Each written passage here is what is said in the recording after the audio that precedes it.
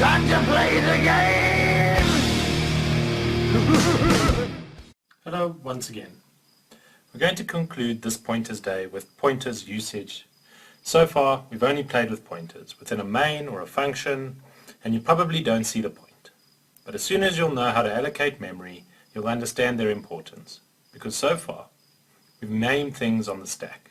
Every time we have a variable A and a variable B, we get their addresses. That's too bad, because we only know where they are, but soon we'll be able to say, hello, give me some memory, without having to name them.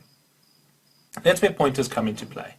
Here's a simple example of pointer usage that'll be extremely useful for today's lesson.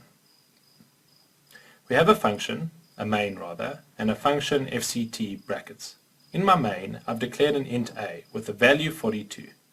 Then I called my function fct brackets with a as a parameter. Then I'll display a's value in my main. Then display a and return 0. What will my function do? It takes an integer as a parameter that we've called a, and I'll set its value to 12. What do you think will happen when I execute this program? What will be displayed? 12 or 42? Let's test this. You'll never be able to break the machine, so don't hesitate to run tests. 42 is displayed. Let's go back to our code.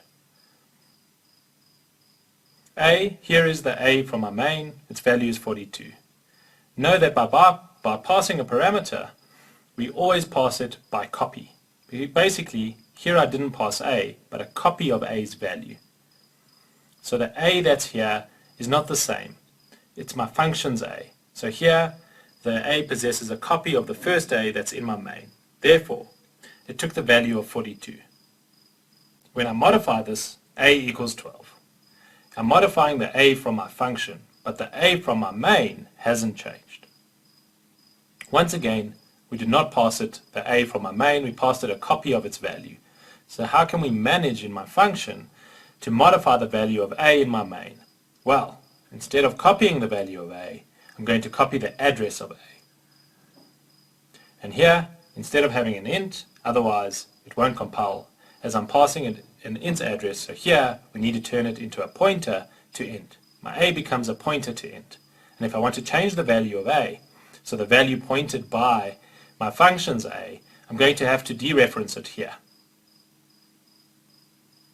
Normally, if you've watched the other videos, this notion should be clear.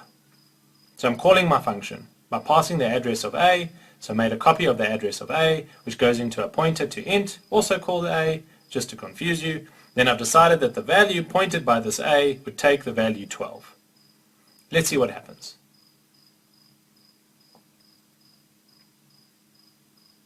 Here we go. It now has 12 for value. The purpose of pointers is to be able to either move around an array, either move around a character string,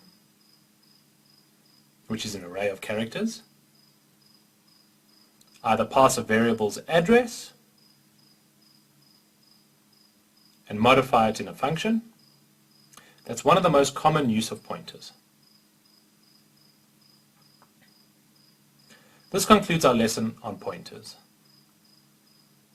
If you struggle with these notions, don't hesitate to watch these videos again, but mostly try it out for yourselves. As I've said before, you can't break the machine. Read error messages. The compiler is here to help. Good day and good luck.